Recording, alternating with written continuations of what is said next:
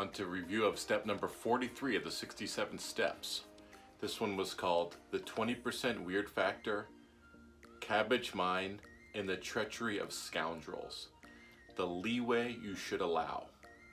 And the short summary of this one is that in your life, both business and professionally and personally, you should only allow people into those areas of your life that are 20% weird or less.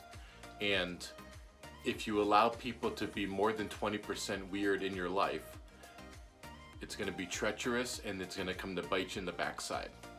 And oftentimes excessive weirdness and insecureness go together.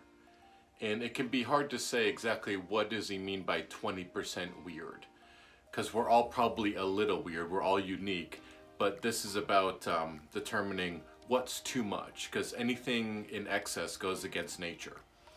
And you know, Ty gives an example just to kind of show you what he means by the 20% weird factor. He said a mentor of his said to him, Ty, you can be a nudist and you can be a Buddhist, but you can't be a nudist Buddhist because that's too weird. And you know, this kind of goes back to the episode I did a few episodes ago about teaching pigs to fly. And you know, teaching pigs to fly is something you should try not to do, because pigs represent treacherous people that are never going to learn and don't want to learn, and they're just going to come to betray you. So stay away from treacherous people, stay away from pigs. And Ty says status quo and weirdness are not the opposite. And he explains another example of someone that he knew in Hollywood that would dress up as Jesus every day of the year. That's too weird. He would wear the white robe, the sandals, and the hair like Jesus. It's weird when you do it every day. It's not weird if you're part of a church or part of theater, or you're doing it at a Christmas presentation or something like that. But just to do it every day means you're probably doing it just to get attention, and that's too weird. I've learned basically, and just through observation, I feel like there's two different ways to get attention these days. You can either do something smart or do something dumb. And this is about not being dumb. And, you know, again, there's nothing wrong with that guy dressing like Jesus to the extent that he or she is not involved in your life. But when you allow them to be involved in your life, that weirdness starts to creep in to your life, and that's not okay. And, you know, because weirdness is usually instability. And Ty gives another example of what's normal and what's too weird. He says people with excessive tattoos, particularly on their face, or people that kind of get surgery to change their body structure, like get a forked tongue or get huge piercings or something like that, that probably represents instability and anxiety and high levels of anxiety, and they can be erratic. So stay away from people like that. And remember, Freud in the book Civilizations is Discontent says, of all the 8 or 9 ways humans seek happiness, the one that brings you the most highs is your interaction with people.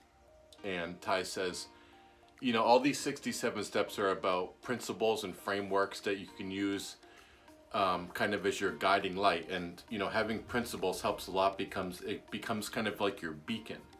And, you know, think about the people in your life, co-workers, friends, family. The ones that bit you in the backside were probably more than 20% weird. Here in the northeastern United States, there's this, in the big city where I live, there's this local marketplace just for pedestrians and shopping and whatnot, but it seems to attract the more than 20% weirdos. There's, you know, people that can demonstrate their skills, like the people that sit there and play guitar. That's not weird, that's great. But then there's also the weirdos that just walk around with their guitar, but they never play it because they don't have any talent. So they're making up for their lack of talent by being too weird, and you want to stay away from those people. It's no surprise when you see those people screaming at each other and acting erratic, because that's what more than the 20% weird people do. That's the point of this lesson. You know, another example that I can think of a celebrity that's, in my opinion, is more than 20% weird is Dennis Rodman. Dennis Rodman was is a retired professional basketball player that played on at least the Pistons and the Chicago Bulls. But he was pretty weird. He would not only dye his hair, that's not that weird, but he was probably just doing it for attention. But he actually at one point in his life wore a dress in Times Square and married himself.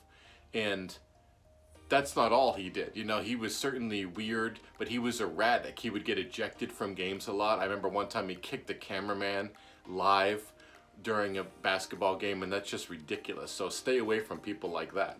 You know, he was a great rebounder and someone that was good to have on your team, but not to the extent that he was treacherous, because then it starts to, the treacherousness infiltrates the team's ability to win. So he became a liability. The second part of this is The Cabbage Mind by Charlie Munger. And basically it's believing in something just because your mom believed in it. And Ty says, you know, unfounded, indefensible beliefs often equal weirdness and insecurity. And he says another form of weirdness is someone's inability to compromise. Ty has this friend of his that's a female that said she married Mr. Right, but then found out he's Mr. Always Right. So he was too weird. He just couldn't admit when she was right and he was wrong. And stay away from people like that, and certainly don't marry people like that. But the question at the end of this episode is, what is the weird factor of one of your key business partners? What's your weird factor? And who is someone in your life you find extremely secure and trustworthy? Thanks so much. See you on review number 44. Take care.